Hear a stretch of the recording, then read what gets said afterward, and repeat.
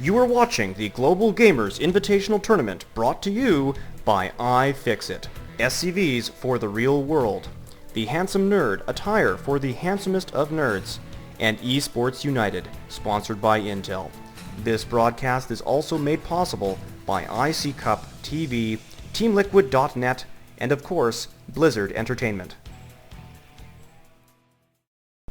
Hello everyone and welcome back. This is Mac with Railcoon with CapochP, and we are bringing you the Global Gamers Invitational. This is the round of 8 of the final series. We are between Capoch and TT1 Game 1. And we're here on Metalopolis, so we have some Protoss versus Protoss for you, and two fantastic Protoss players. Some of the best out there, actually, after, the Protoss players who have been eliminated are factored out of the equation. So we should have a very exciting series for you.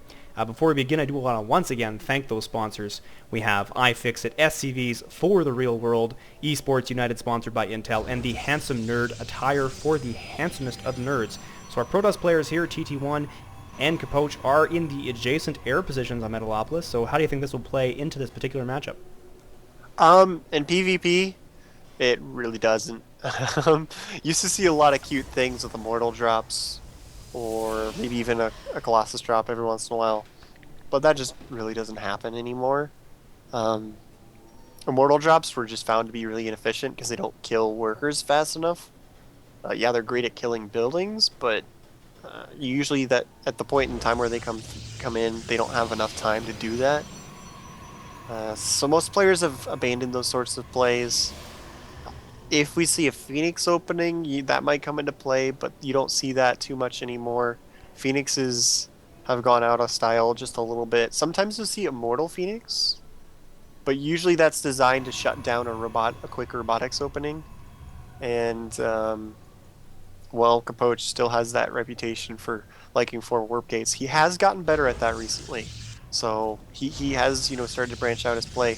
But TT1's probably not going to be expecting that, a robotics opening from him, so he's probably not going to go Immortal Phoenix.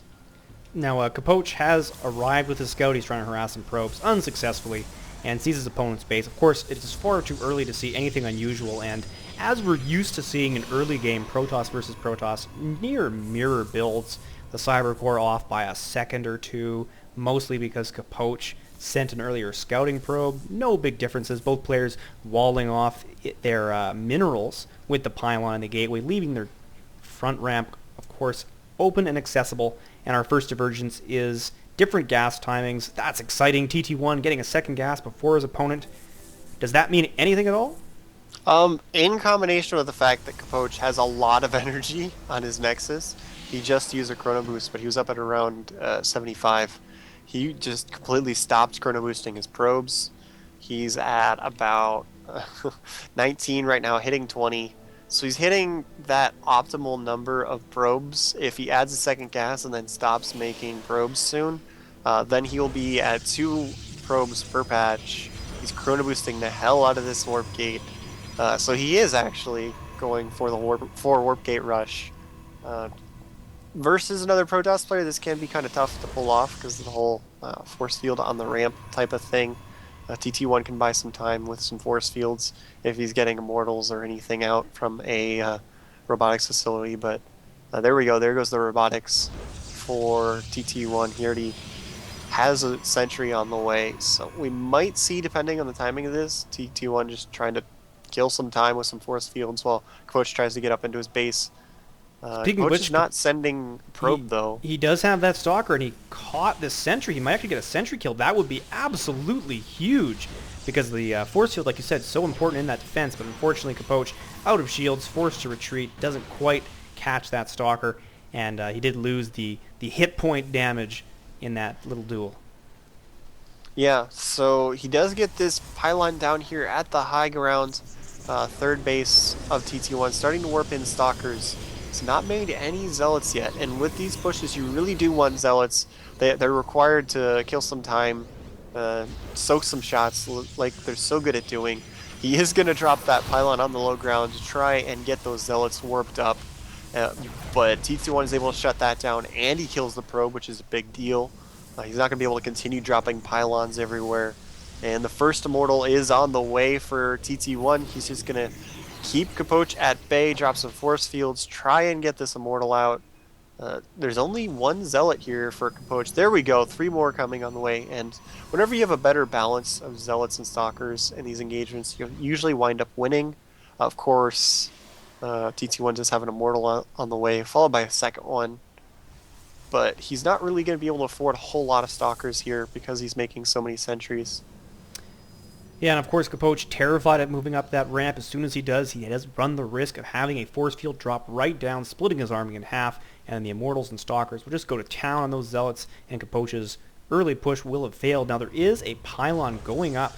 Looks like 2 pylons going up for TT1, so he's planning to maybe drop something near his opponent's base to harass him, force him to come and retreat, because one thing Capoch is successfully doing here is denying an expansion, and TT1 definitely wants an expansion, and his opponent can grab one quite freely, so he does need to put some pressure on, and he is building a Warp Prism. That is probably, that's Capoch building a Warp Prism, probably what he has in mind to beat that sentry.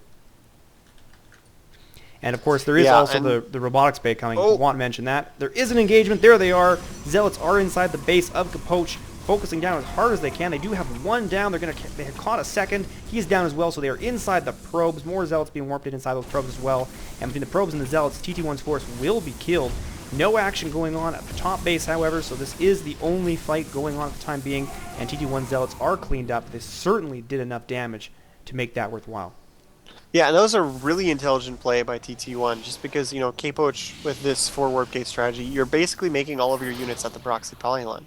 All of your forces are being warped in at your opponent's base. So he knows that Capoch's base is pretty much undefended. So if he's able to sneak a probe out and get some pylons down, warp in some units, then he'll be able to do quite a lot of damage. But this warp prism is flying into TT1's base. He's going to start warping units into the back door, back here in the smoke. That's what he was getting that robotics facility for. And here comes some Zealots. How many units is he going to warp in here? He does not want to reveal this too soon, especially since TT1 is still occupied over here at the ramp. Right as TT1 is pushing out, this is where he should send the Zealots into the mineral line, but the Zealots aren't moving. TT1 is just completely tearing up these forces of Capoch. Capoch is still just waiting in the smoke here. If he waits too long, he is trying to actually pull TT1 out of position, but TT1's not walking too far away. He's not getting lured out into the middle of the map. And he's still not moving in. He might be waiting just too long here. I think he's missing his opportunity as TT1 is coming back towards his base. Yeah, I don't think he's going to be able to get in there and do a ton of damage. Now, he does have a sentry. He could technically block that ramp, but there is a Colossus now, and that will help tremendously doing damage up the cliff. And I think that might be his one hope for this harass. More than that, he's also very distracted with the fact that his outside army has been wrecked. His opponent has Colossi. And of course, Colossi so strong in Protoss versus Protoss because there isn't really a strong Protoss counter to Colossus besides having more yourself. Yeah, and he's just completely not using those forces. I don't know if he's just under so much pressure that he forgot about them. But there they go, finally moving into the base of TT1. He sees that TT1's army is actually at his base. So TT1's going to have to warp in at home. He cannot use these proxy pylons to reinforce. But the problem is TT1's army in his base is so much stronger. If it comes down to a base trade, he will probably win with the Colossus and Immortals. He's still warping in forces, using his Zealots to probes to fight this off. TT1 is down to basically no probes now, but he's completely rolling the defensive force of Capoch. And like I said, he will win a base race much, much faster. So he does throw down the GG. He cleared out the defenses of TT1, but it just didn't matter. He was going to lose his base well before TT1 would, and he didn't have any proxy pylons anywhere. So Capoch does go down. TT1 up 1-0 in this series. It is a best of 5, so we have several more games on the way, so be sure to stick with us, and we will get to those momentarily.